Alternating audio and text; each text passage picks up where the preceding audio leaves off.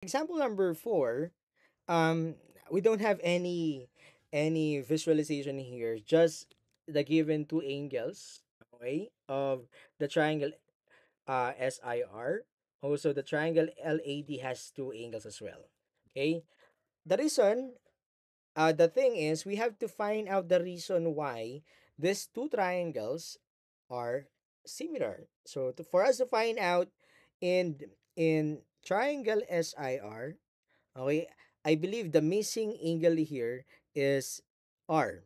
Okay, so the missing angle here is R. For us to find the missing angle, the measurement angle R is equal to, yeah, 180 minus the sum of the two angles here. So 22 plus 118.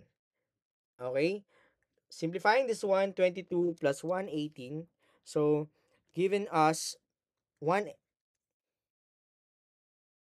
140, okay? So 180 minus 140, that is going to be 40. Okay, so we have a measurement angle R that is 40 degrees. Okay, now we need to find out as well the missing angle of LAD. So may binigay na D, may binigay na A. So ang nawawala dito is yung L. So the measurement angle L is equal to 180 minus the sum of these two angles, which is 40, plus 118. Okay, the sum of these two angles. Okay, solving this one will give us 22. Okay, so the measurement angle L is equal to 22 degrees.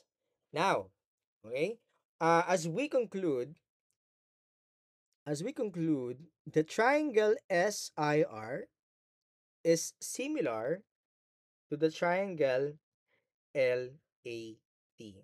Why? Because the two angles, okay, are similar, okay, or congruent. Okay, so this is the final reason why they are congruent. Kasi nakita natin na parehas nga pala, pare-parehas sila ng angles dito. Like, yung measurement angle ng 40, meron din naman given dito. Okay? Yung 22 given din naman dito sa angle S natin. So, therefore, they are similar.